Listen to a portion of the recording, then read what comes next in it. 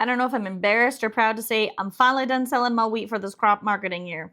Want to go over it with me? Before I go over everything, I want you to know I actually only made 4 wheat sales for this crop marketing year. In the comment tagged here of the previous video, that was for my Wrapped for 2025, the calendar year. I would love to tell you it got significantly better. I don't think it was horrible. Could I have done better? Always. Anyways, here we go. As I'd already produced this sheet, I realized I've got a little bit of an error in this October 24th one. I actually had locked in a basis because we needed to actually get some wheat moved. I was one of the very few fortunate people in the prairies. We had phenomenal wheat crop. So if we go back into the cost of production discussion, yes, we made money on wheat. I'm not going to deny it at all. We made money on wheat. Do I like to bitch about not making money? Yes, I do. Anyways, so I did a basis on October 24th to get the grain moving. And then I locked the futures on November 11th at 568. So anyways, the math is correct, but in all fair transparency. So moving into harvest, I had 0 wheat sales.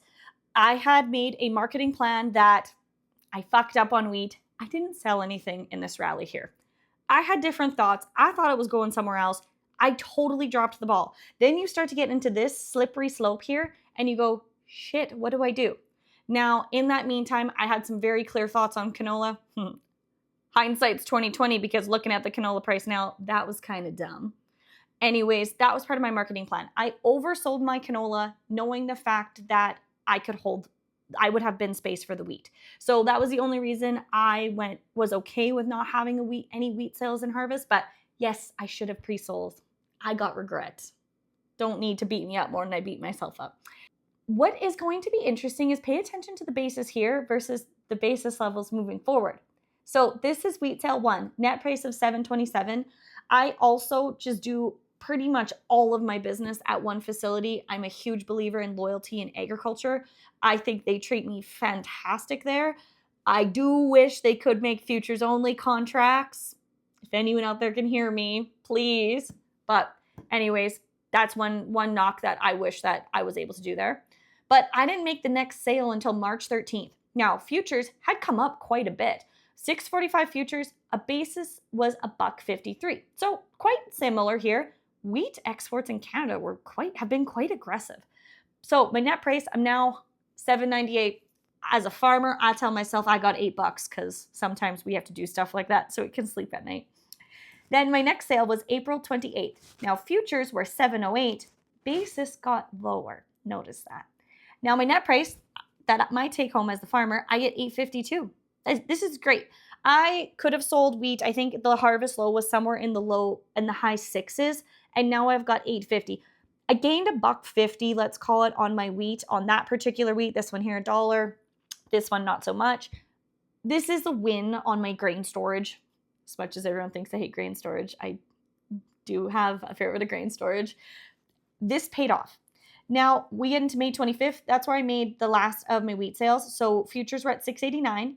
There was this head and shoulders that formed, and there was a lot of concern that was starting to develop on a technical analysis standpoint, despite the U.S. crop looking like crap, because that was the entire narrative that got us here.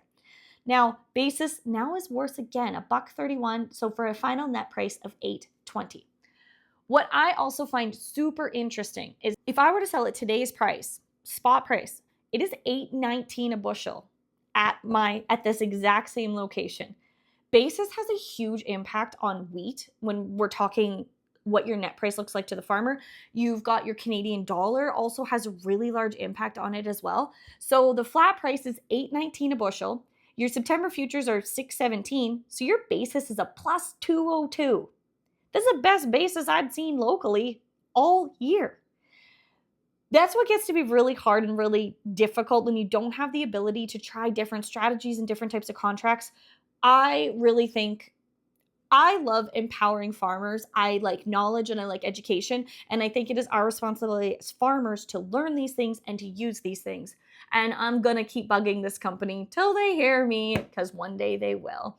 And hopefully that we can have all of these tools available. But anyways, here is my wheat marketing year for the 25-26 marketing year. Yeah, that's the right year. I pray to God it's better next year because I don't know. Wheat.